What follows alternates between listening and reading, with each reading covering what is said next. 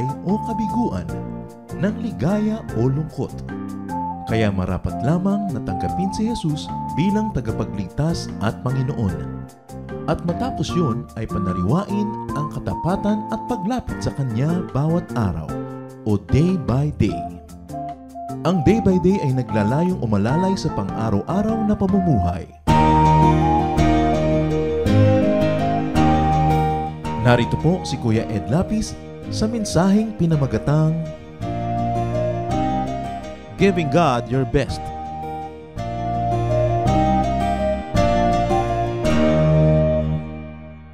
God gave us the best when the Lord gave His only life, His life to us for the redemption of our sins. At kaya nga po, God, having given us His best, also expects us to give Him the best. Father, we praise You. We praise You, Lord, for everybody that's here. And we praise You, Father, for the very wonderful presence of Your Holy Spirit that we can feel and appreciate. Thank You, Lord, and we now ask You to speak to us in very simple terms. Mangusap ka po sa amin, Panginoon, sa isang napakasimpleng mensahe na aming mauunawaan at maipapamuhay. Pagpalain Mo po ang puso ng bawat isa sa amin, taniman Niyo po ito ng Inyong katotohanan, ng Inyong salita, at maipamuhay namin sa pang-araw-araw. Ito ang aming dalangin sa pangalan ng Iyong anak, ang aming Panginoong Jesucristo. Amen. Binasa po natin sa kasulatan ang isa sa mga pinakakilalang kasaysayan sa Old Testament. That was when God tested Abraham. Ito pong si Abraham was a man of great faith. At sa Genesis 17 po, 1-6, ipinangako sa kanya ng Panginoon na itong si Abraham ay magiging ama ng napakaraming mga lahi. But Abraham was already 99 years old when that promise was made. Nung pinangakuan ng Panginoon na si Abraham ay magkakaroon ng maraming mga anak at mga apo sa tuhod and many descendants, he was already 99. And it took about many years before the promise happened, before the promise could take place. At nung si Abraham po ay nagkaroon na nga ng anak, kaisa-isang anak na lalaki, si Isaac, nung po ang batang ito ay magbibinatilyo na, ay isang araw ay tinawag ng Panginoon si Abraham. At sabi niya, Abraham, Abraham, ibigay mo sa akin ang iyong kaisa-isang anak na si Isaac. Si Abraham po ay tumugon at kinaumagahan, the following day, ay naglakad na siya kasamang kanyang mga dalawang katulong na lalaki, dala niya ang bata, dala niya ang lahat, at siya po'y sumunod kung saan sinabi ng Panginoon, siya ay magpunta at ialay ang kanyang anak na si Isaac. At nung papaslangin na lamang po ni Abraham ang kanyang anak, papatayin para sunugin doon sa ibabaw ng siga, nakita ng Panginoon ang katapatan ng kanyang pananampalataya, at siya po'y pinigil ng isang anghel at sinabing, huwag mong patayin ang bata. Nalaman na ng Panginoon ang iyong katapatan. At sa paggatunghay po ni Abraham ay nakita niya na may isa pong hayop na ang kanya pong sungay ay nasilo ng mga tinik. At kung kaya po, yun ang kanyang hinuli at yun ang kanyang inoffer as a burnt offering to the Lord our God. Kung kaya po, sinabi, the Lord asked for the offering and then the Lord provided the offering. And because Abraham was able to be truthful to the Lord and to prove his faith, lalo po siyang binless ng Panginoon at natupad ang pangako sa kanya at naging ama nga siya ng mga bansa. Ano po ang ating matututunan sa kasaysayan ni Abraham? Tingnan po natin ang test kay Abraham. Tayo po tinetest din ng Panginoon araw-araw. Pag nakita natin kung paano siya tinest, malalaman ngayon natin how Abraham was tested. Sabi po sa kanya, take your son, your only son, Isaac, whom you love. Nung pong hiningi ng Panginoon si Isaac, hindi po minaliit ng Panginoon ang value para madaling maibigay. Diin ng Panginoon, take your son, your only son, whom you love. Bakit po kaya si Isaac ang hiningi ng Panginoon? Because the Lord wants the best. Could it be that Isaac was best loved by his father? Obviously. Marami pong nagtataka bakit daw hindi si Sarah ang hiningi ng Panginoon. Alam na po natin ang sagot. The dearest, the best. Could Isaac be taking too much of Abraham's time?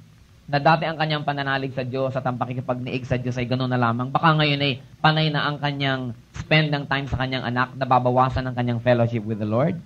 At nailalayo na kaya ni Isaac ang kanyang anak sa Panginoon? And so, therefore, whoever was the best, whoever was the most loved, and whoever stood between God and Abraham, God asked for. Si Isaac ang hiningi.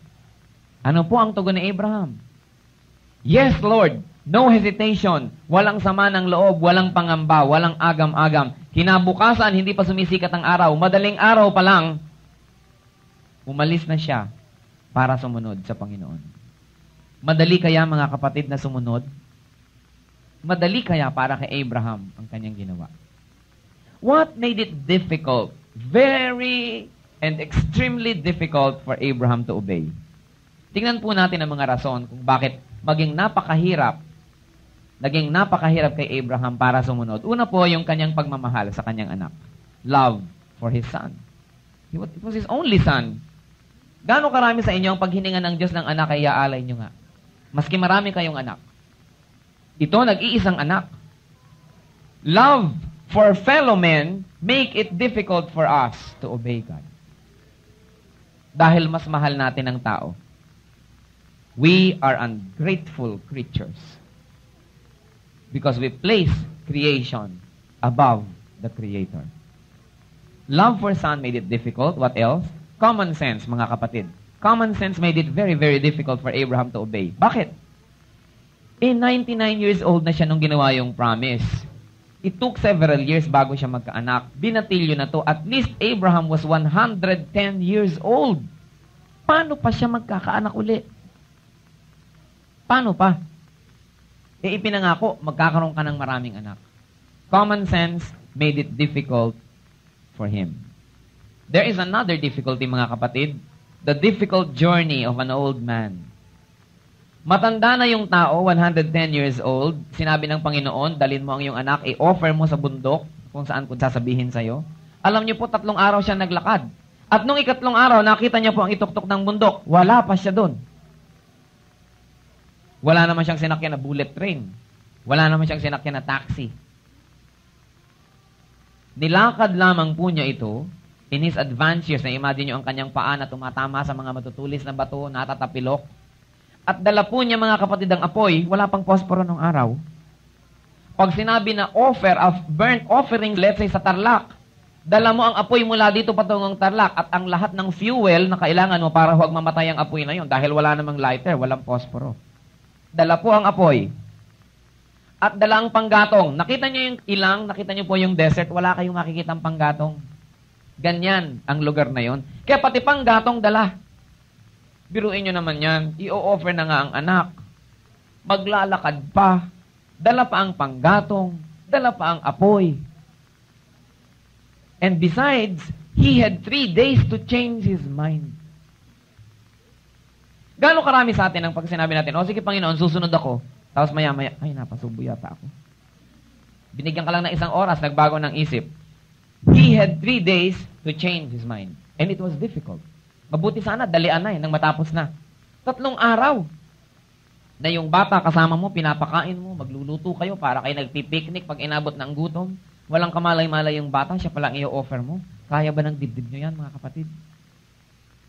Another reason that made it difficult to obey God was the issue of murder. Imagine, papatay siya. Genesis 9:5-6, ipinagbawal na po ang pagpatay. Sabi niya, ano ba to? Ano maklaseng Diyos to? Bakit ganito? At alam niyo, mga kapatid, mayroong isang napakalaking factor why it was so difficult for Abraham to obey God and offer Isaac. Alam niyo po yon? What will Sarah say? Anong sasabihin nitong ina? Kung pagbalik ko, wala na yung anak at na-i-offer ko na pala dun sa ibabaw ng bundok. Ano ang sasabihin ni Sarah? Napakahirap po yan na ang inyong kapartner sa buhay ay hindi agree sa inyong gagawin. At ang anak ninyo ang i-offer? Siguro World War III. What will Sarah say? May mga iba nga diyang asawa, disiplinahin lang ng kanilang asawa yung anak, nagkakagalit sila. Ito pa i-offer? What will Sarah say? Ang kasaysayan po ni Abraham, mga kapatid, ay merong message sa atin. Sa atin ngayon, what makes obedience very difficult? Hindi po nagbago ang sitwasyon. Libu-libong taon ang dumaan. Ang Diyos ay pareho pa rin at ang tao ay pareho pa rin. What makes it difficult for you, brother and sister, and for me, for all of us to obey God? Hindi ba ang ating pagmamahal sa ating kapwa-tao? Love for your son, for your daughter, love for your husband or wife, for your mother, for your father, for your auntie, for your aunt, love for your boyfriend, for your girlfriend, makes it difficult to obey God. Abraham taught us one great lesson. Put God first. Huwag bayaan na ang pagmamahal natin sa kapwa-tao maging dahilan para huwag tayong sumunod sa Diyos. Lalo kung ang taong yan ay pumipigil-pigil sa ating paglago, pumipigil-pigil na tayo makakilala sa Panginoon. Don't allow any creature to stop you from going to the Creator. And yet, now, it is difficult to obey God dahil sa pagmamahal sa kapwa-tao. Marami sa ating mga kababaihan, ang mga boyfriend nila ayaw, ay ano, magpapastor ito, ay ayaw ko na, lilipat na ako ng ibang boyfriend. Dahil baka hindi na ako makabili ng rice cooker. Baka hindi na ako makakain ng masasarap. May mga pangamba, ayaw ibigay. Dahil common sense tells them na, ay, mahirap sa ministry. Huwag na lang tayong sumunod. Bayaan mo na yung iba. Isusupport natin sila, pero huwag ikaw. Common sense makes it very difficult to obey God. The doctrine of giving is the word from God. And we are at no liberty to be God's editors and censors. We present the Word of God the way He wants it presented. And so we teach tithing. We teach giving to the church. Hindi natin yan teaching. It's the teaching of the Lord. It is our obligation to teach it. Alam niyo po, maraming mga leaders, maraming mga teachers, they hesitant na i-touch po ang topic na ito. Pero para po sa atin, sino tayo para mamili kung alin ang ituturo at hindi? Lahat ng sinabi ng Panginoon, ituturo natin. And one of that is giving. Sabi ni Baay, sabi ko na nga ba itong Bible study na ito, racket. Sabi ko na nga ba, negosyo yung mga relihiyon. Hindi po tayo nagne-negosyo. But God teaches us to give to the church so that the church could survive, the church could march triumphantly and win souls. Kung wala pong gasolina, hindi aandar. Kaya kailangan ang mga tao, ang mga anak ng Diyos, sila ang nagsusupport sa gawain ng Panginoon. E sasabihin ng iba, common sense, ano? Magta-tithe ako? Itong ang aking kitang to, kulang pa? Magta-tithe pa ako? Common sense tells me that I cannot do it. Alam niyo po yung common sense, pag sinunod natin, hindi tayo magtatagumpay. God is more intelligent than our common sense. And God, in His infinite wisdom, decreed that we must tithe.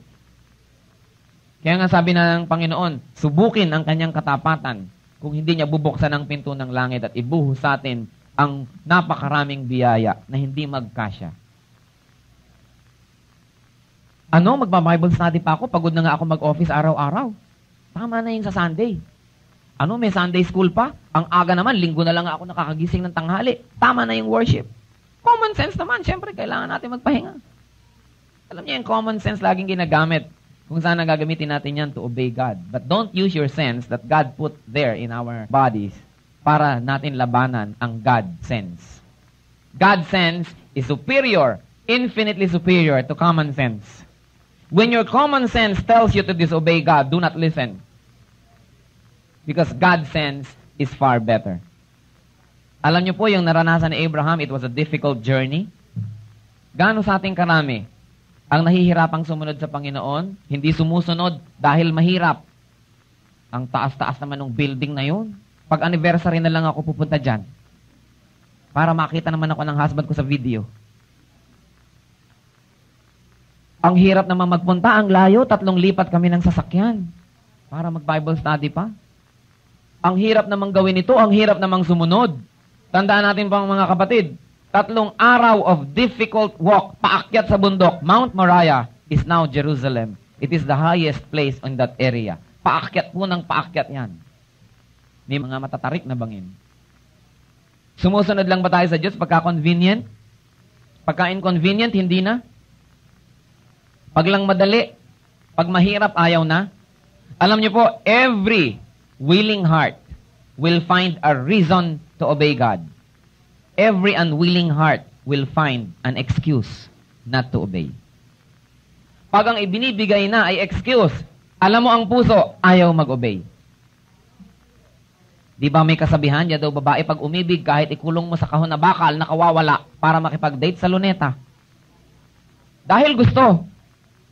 Sabi, yun naman daw mga lalaki, malayo may malapit din, pilit ko ring mararating. Huwag lang masabi mong di kita ginigiliw.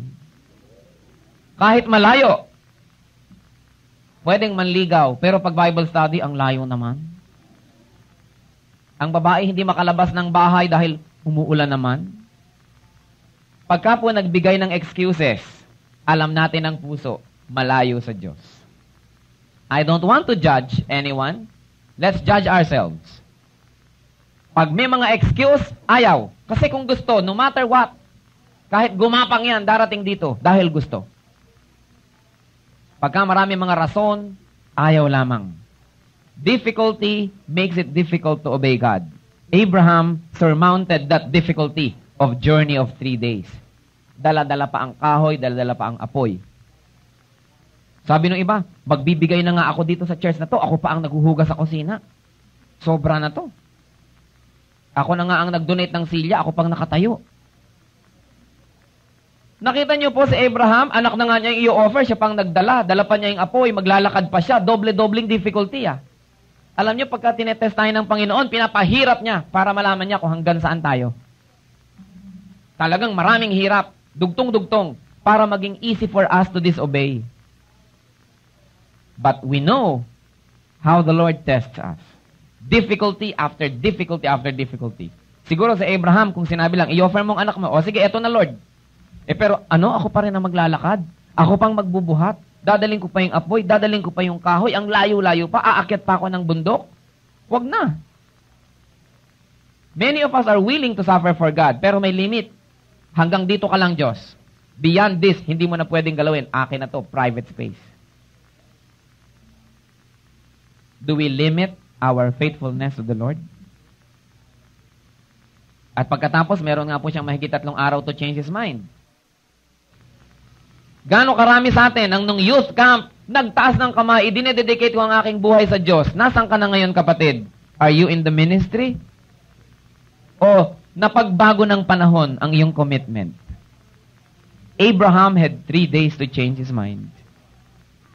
God also gives all of us many days to change our minds, to test us about how serious we are when we made our commitment. Are you going to fail?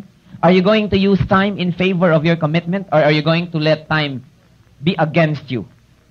Marami po dyan, talagang pag nakarinig ng magandang message, taas agad, magko-commit ako, magtatrabaho ako sa ganyang ministry, sa ganitong department ng church, sa ganon, sa ganon. After 3 days, sabi ng mga kaibigan, huy, sobra na yan, baka dumampas ka na sa langit niyan. OA na yung kabanalan mo. Ganito, ganyan, ganyan, may picnic tayo ngayon. Nakalimutan na ang commitment.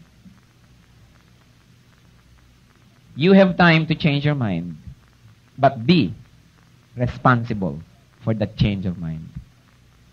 At ito po ang nabanggit kanina, ang isang maging napakabigat siguro talaga kay Abraham, yung asawa. Siguro kabilin-bilin na ni Sarah yung anak. Baka yung anak mo mahulog. Bantayan mo yan. Ito ang kanyang lotion. Baka mainitan yan. Baka ma-sunburn. Ito ang mga Tupperware ng mga sago. Pagka initan yan, painumin ng gulaman yan para maalamigan. Etong kumot pagkagabi, bili ng ina Tapos babalik ka, walang anak. Sino mga kapatid ang Sarah sa inyong buhay? Maaaring lalaki yon o babae. Sino ang Sarah sa inyong buhay na pag nagsalita na siya, nakaka-disobey na kayo sa Lord? Meron ba? Dapat wala. Pero yung dapat, hindi lagi nangyayari. Madalas may Sarah. Pag sinabi ni Sarah, hindi ka magbi-BS ngayon, magsisini tayo. Yes, mahal. Pagka pinigil tayo ng mga iba't ibang Sarah ng ating buhay, hindi na tayo uma-attend. Hindi na tayo nagbibigay sa Panginoon. Don't let anybody be a Sarah in your life. Kung sino man yun, mahal nyo siya, mahalin nyo siya. Pero ang pagmamahal sa Diyos, dapat above. Sino ba ang lumikha sa atin? Pag ba meron kayong danger, kanino tayo nagdarasal? Sa Kanya ba? Pag may sakit tayo, sino nagpapagaling? Siya ba?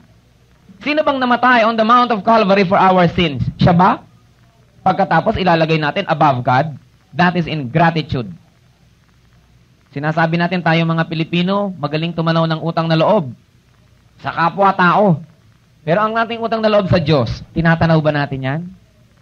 Do not allow any person to be a Sarah in your life. At alam niyo po, nung natapos ang trial, may na-discover si Abraham. Abraham discovered a great truth. And I want all of us to discover that if you haven't yet, you know what truth Abraham discovered? Whatever is placed on God's altar cannot be lost. Maski ano ang ilagay ninyo at ialay sa Panginoon, hindi pwedeng mawala. Yung ayaw niyong ibigay, yan ang nawawala. In Christian life, you keep only what you give away, and you lose what you work so hard to keep. Whatever is placed on God's altar is not lost.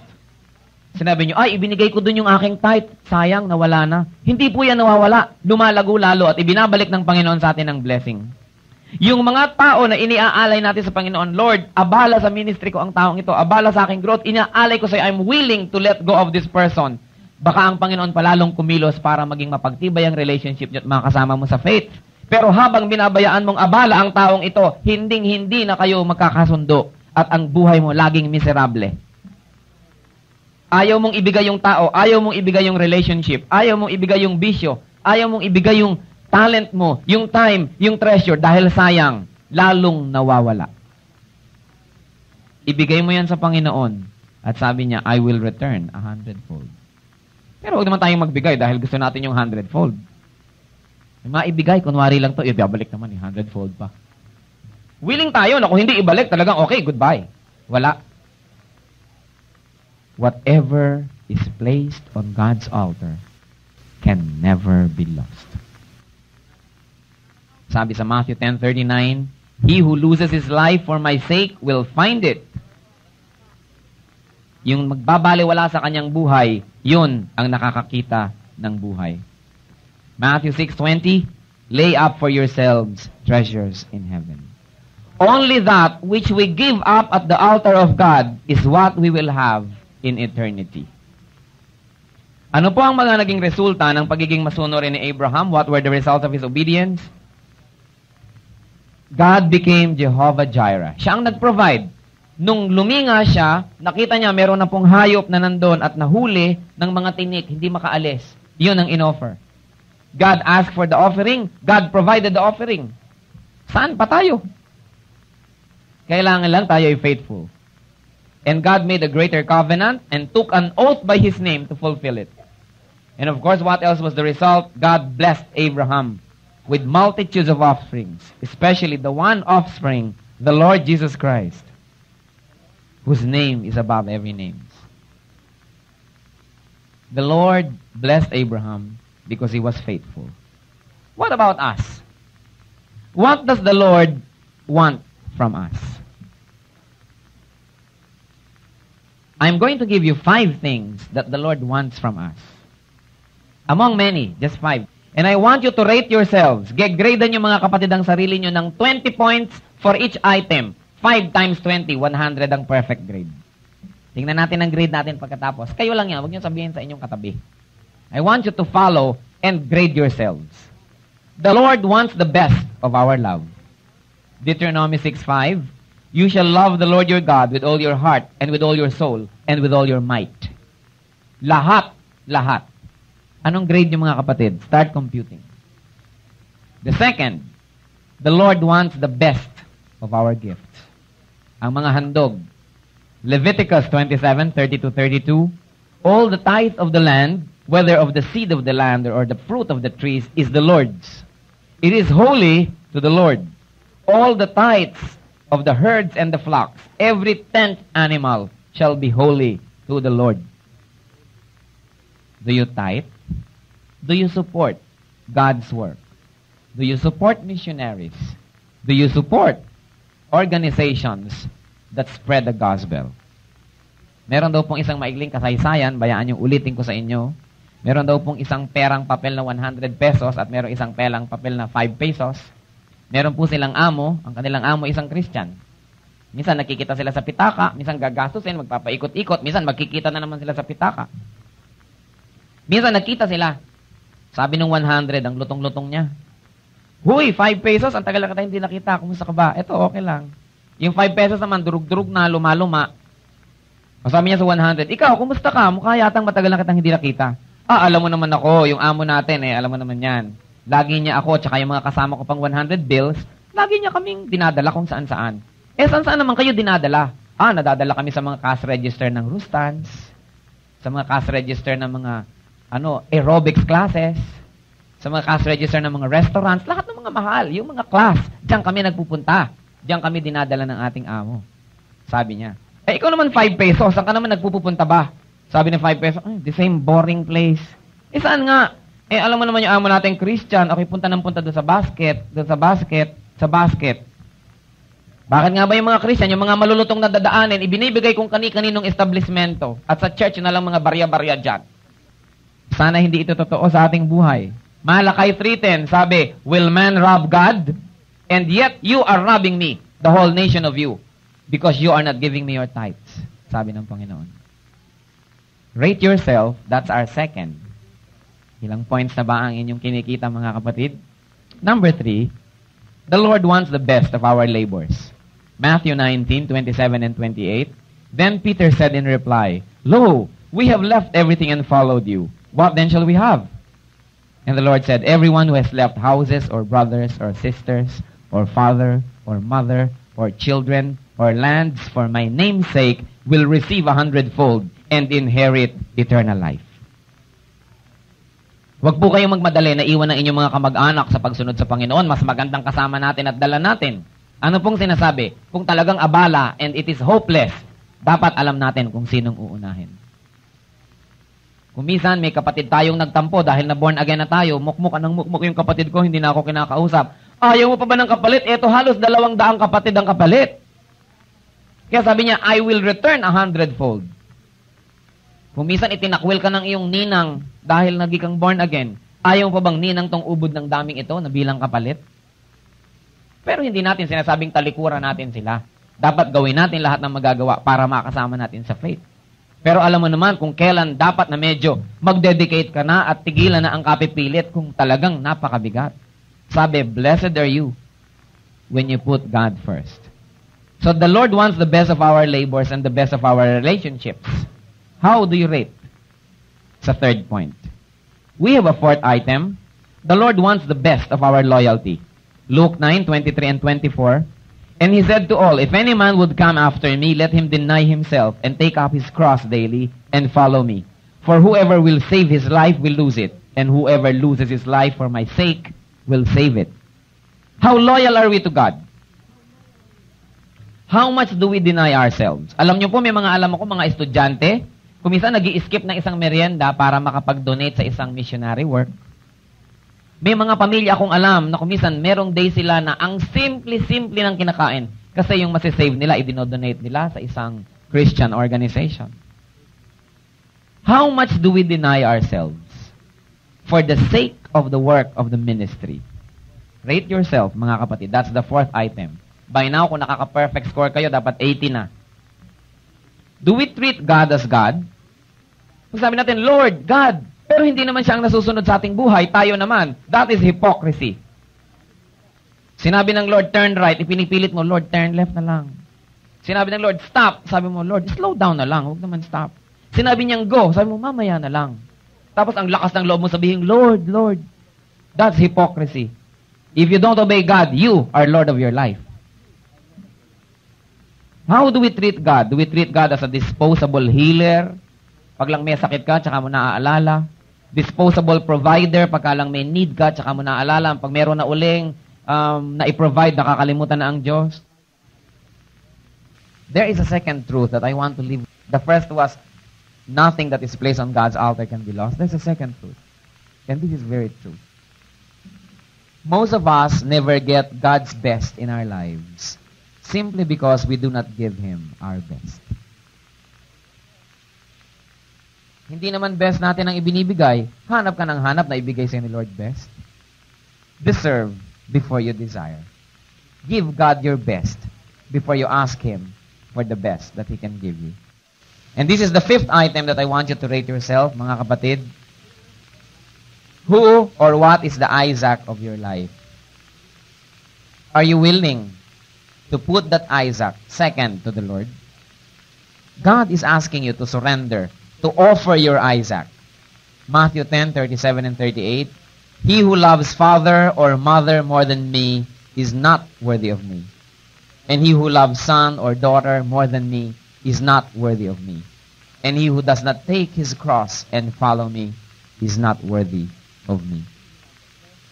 He who loves a person, a thing, an idea, a habit, a belief, a position, whatever it is, more than God, is not worthy of God. Are you willing to submit your Isaac in God's altar? Rate yourself and total your score. Between you and the Lord, you know your score. What does the Lord want from us? The Lord wants our 3 T's: time, talent, and treasure. Quality time. Hindi yung aantok-antok ka na at saka mo ibibigay sa Panginoon ng pag-aaral, edi wala ka na talaga na pag-aralan. Kung kailan ka pagod na, matutulog na lang, tsaka magpe-pray, kaya nakakatulugan ng prayer. Quality time. And prompt time, hindi pa huli-huli. Lagi nating inuulit yan dito. When the Lord of Lords, ang ating ka-appointment, we must arrive on time. If we are decent before the Lord, if we are decent Christians, don't come late. Kung kayo choir, come on time for your practice. Kayo yung mga teachers, come before the class so you can prepare your class. Members kayo, come before the time so that you can help. May practice kayo ng mga singers, come on time and don't be late. If you are decent and self-respecting, don't make it a habit to be late. You are making the King of Kings wait. How dare us? Many times, we make the Lord wait. Bible study, kulang ang attendance. Sunday school, late. Worship service, late. Practice, late. Pag sa rapture, na late kayo, kayo rin. Christians should be decent. Sabi, everything must be done decently and in order. It is indecent to make other Christians wait for you. And so we give the Lord our time. Quality time. Yung gising, hindi yung inaantok. Pag meron kayong ministry bukas, maagang matulog ngayon, nakapahinga, para sariwang-sariwa. Hindi darating dito mukhang bangkay. Wala na tuloy masabi, namamalat na, wala nang maibigay. The best of health, inuubos sa mga outing. Pag nandito na sa church, mga lantang-lanta. The best of our time must be given to the Lord. And the best of our talent.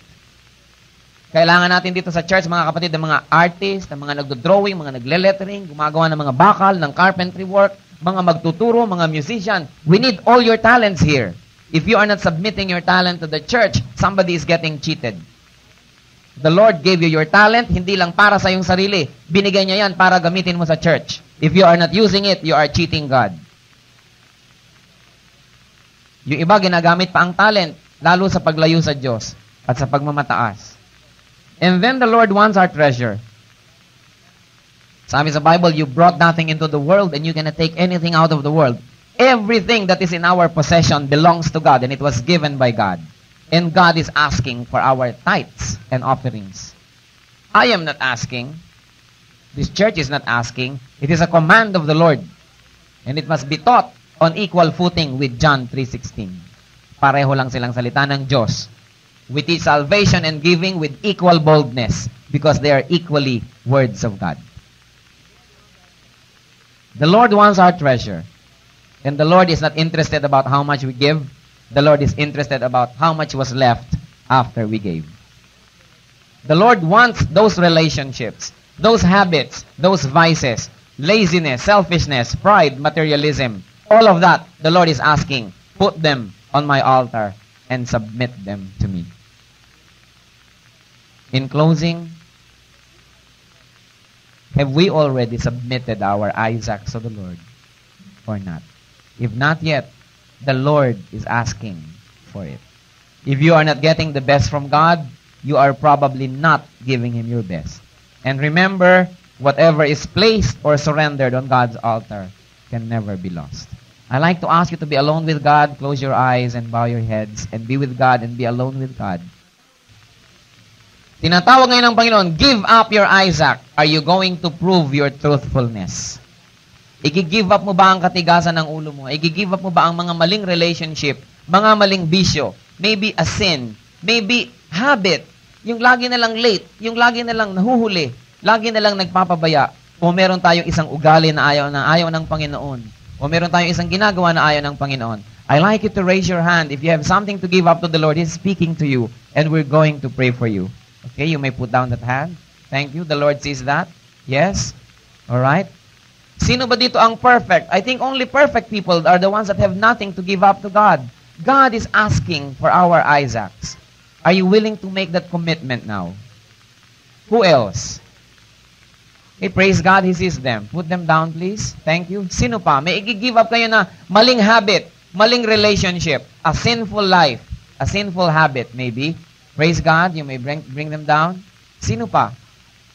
I will invite all of you to please stand with me and we're going to pray. Like Abraham, we're going to surrender these things to the Lord and we will be set free from wrong love and from wrong relationships and from wrong habits and from wrong lifestyles. Let's submit them to the Lord and I'm sure that the Lord is going to honor this commitment. Aming Ama, salamat po sa iyong pangungusap sa puso ng bawat isa. Alam mo, aming Ama, ang i-give up ng bawat isang nagtaas ng kamay. Maaring ito ay maling ugali. Maaring ito ay maling relationship. Maling mga asal, mga habits. Panginoon, maaring ito ay pagkukulang sa paglilingkod sa iyo, pagdaramot sa iyo, Panginoon, ng time, ng talent, ng treasure. Maaring ito, Panginoon, ay katamaran. Maaring ito ay mga bagay na hindi kalugod-lugod sa iyo. Alam mo, Panginoon, ang bawat isang puso na narito ngayon. Tanggapin mo, Lord, ang i-give up na ito. Accept all of this that are being given up at your altar. May this be offerings acceptable to you, O Father. May this be pleasant, acceptable, and perfect. Take away all of this. Burn them on your altar, O Father, and take them away from our lives forever. Set these children of yours free from whatever they have given up, so that they may be used mightily by you and by your power for the furtherance of your kingdom. And Father, if there's anybody here now who is not yet a born-again Christian, meron kaming kasama, Panginoon, na hindi pa tumatanggap sa iyo, hindi pa nakakakilala sa iyo ng lubusan as a person, at hindi pa nag-give up ng kanilang nakaraan, kasalukuyan at kinabukasan, Panginoon, kumilos ang iyong Holy Spirit right now and set these people free from ignorance. Set everyone free from the hold of the false and let your truth liberate everybody. Mga kapatid, kung meron sa inyo na hindi pa nakakakilala sa Panginoon, kung hindi pa nagsusuko ng inyong buhay, hindi nyo pa tinatanggap personally ang Panginoon Jesucristo as Lord and Savior of your life, this is the time to accept Him. Ask Him into your life. Humingi ka, kapatid, ng tawad sa iyong mga kasalanan, buksan mo ang iyong puso and welcome Christ in your life as Savior and as Lord, and be committed to obey Him all the days of your life. We have led sinful lives in the past, and those sins never made us happy. Those sins always left us guilty and empty. This is the time to give them up and have a brand new life. Mga kapatid, in a minute of silence, yung may mga i-give up sa Panginoon, be alone with God and give them up in a personal prayer. At yung mga gustong tumanggap sa Panginoon ngayon as Savior and Lord, makipag-usap kayo sa Kanya, siya'y nakikinig, kumakatok siya sa pintuan ng inyong puso. Papasukin ng Panginoong Jesucristo as Savior and Lord and be part of His great family. In a minute of silence, let's be alone with our Maker. Oh, Father, you have heard the silent prayer of each one. Thank you for being always there to receive, to hear, and to answer our prayers. Thank you that you are faithful, that you don't change, that your love is permanent, that your love is perfect. That though we are not worthy, you continuously build bridges towards us, while many of us are building walls between you and us. Father, make a bountiful harvest. The souls that have committed their eternity to you, accept them, Father, and take care of them and protect them from the evil one. And your children that have rededicated their lives, have recommitted their ministry, that have given up many of the mistakes that have slowly crept into their lives. Bless them, O Father. At ang lahat ng space in our hearts that were left empty by those that were given up, fill it up with your Holy Spirit. Fill it up with your joy, with your peace, and with your love.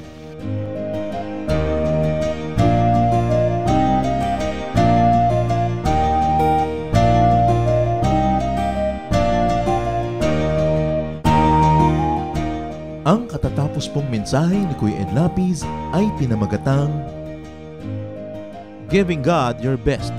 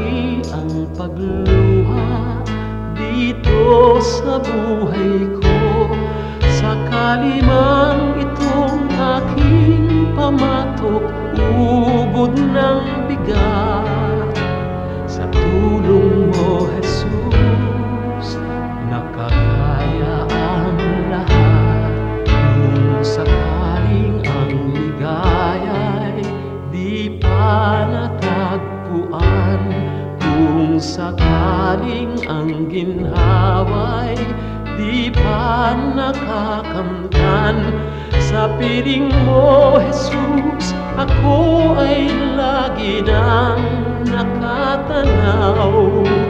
Sa langit mong laan, di na mamamanglaw. Pagtitiis, pagtitiis ang kailangan kong mabatid. Kaya't ikaw, Panginoon, ang aking tutularan. Pagtitiis, pagtitiis ang kailangan kong mabatid. Ang buhay ko ay lalago kung mayroong pagtitiis.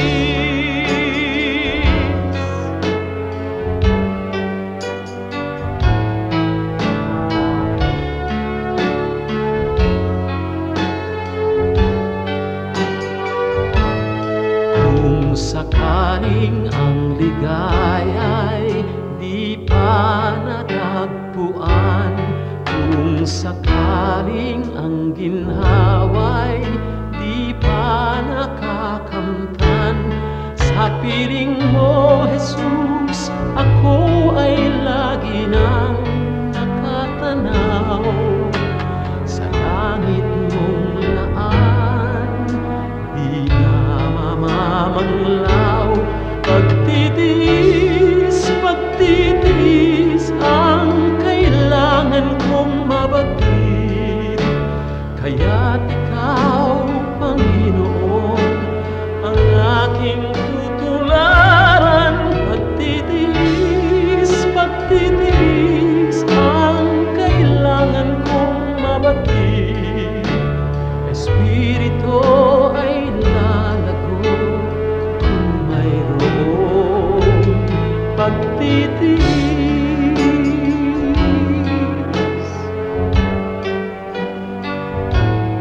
Pagtitiis.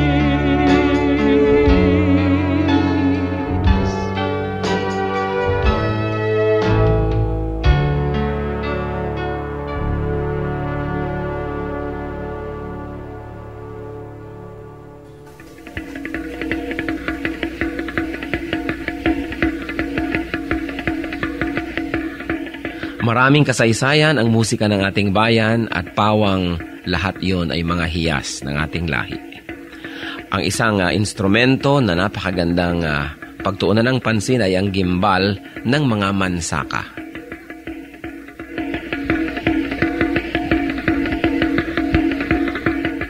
Ang gimbal ay isang magkabilaang tambol na matatagpuan sa hilaga at silangang bahagi ng Davao sa grupo ng mga mansaka.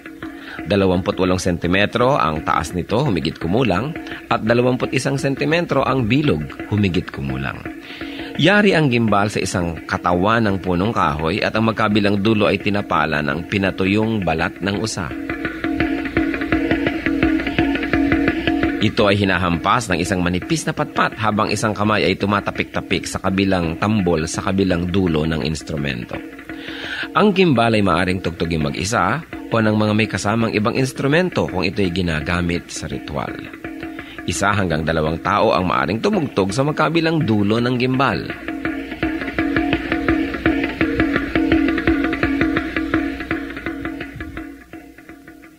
Kadalasan, ang gimbal ay tinutugtog bilang saliw sa sayaw na ang karaniway kung ano-ano ang pangalan ng tugtugin ay siya ring pangalan ng sayaw. Kung ano ang tawag sa instrumentong ginagamit ay nagiging tawag din sa sayaw mismo. Kung minsan ang gimbal naman ay tinutugtog sa paglalarawan ng kalikasan, halimbawa ang mabilis na pag-agos ng tubig sa batis.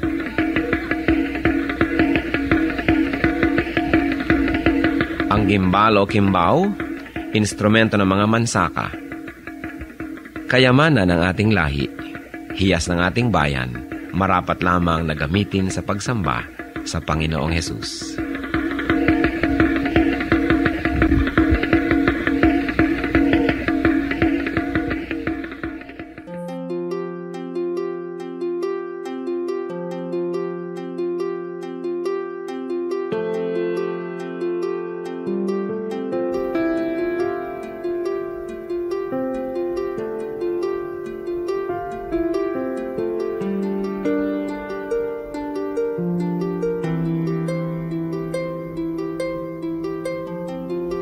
Panginoon, ang sabi niyo sa akin, lumapit lang sa inyo. Ibig ko'y diringgin, pasanin ay aalisin. Lahat ng kabigatan ng isip at katawan, ilalagak ko na sa inyong kanlungan. Nais kong madama haplos ng iyong kamay, paghako sa damdamin, sinisiklot ng buhay. Nais kong madama init ng iyong yakap. Sa sandaling ito, hanap ko ay paglinga.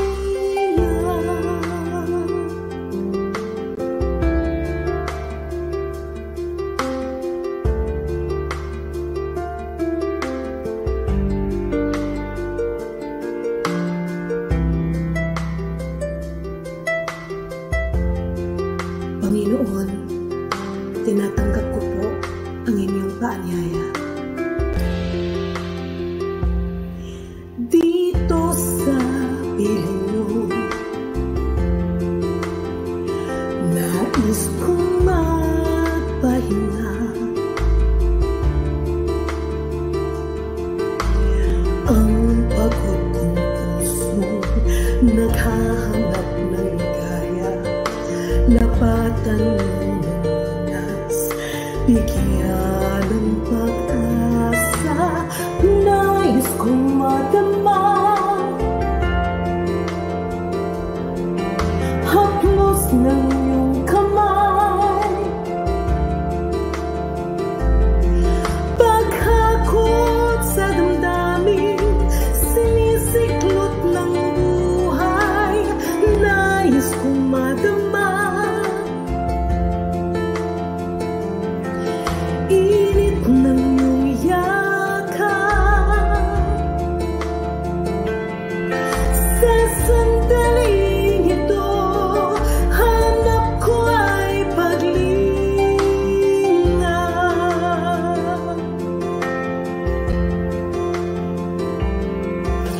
Narito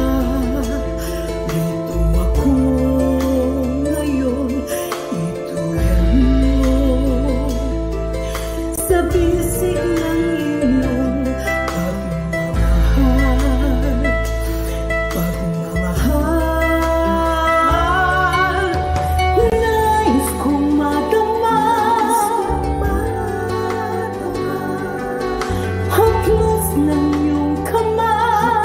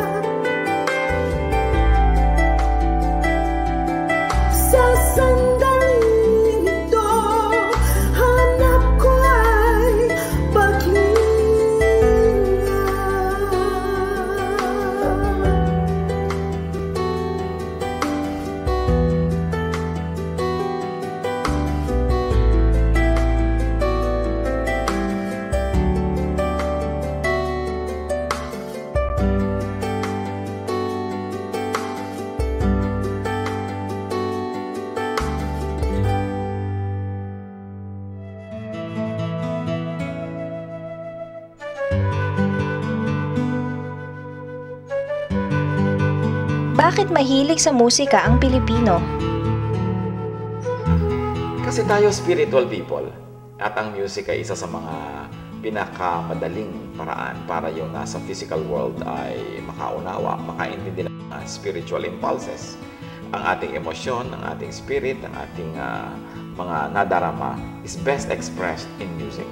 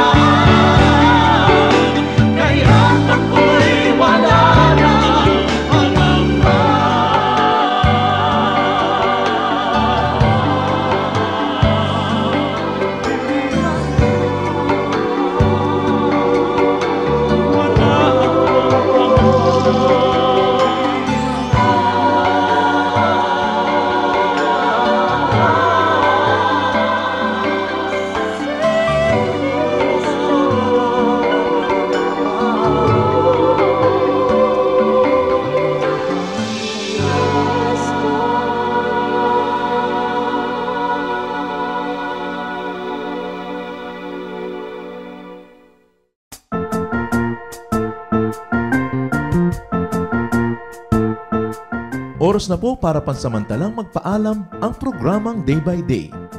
Tayo po'y magsama-sama tuwing ika-6 hanggang ika-7 ng umaga, araw-araw.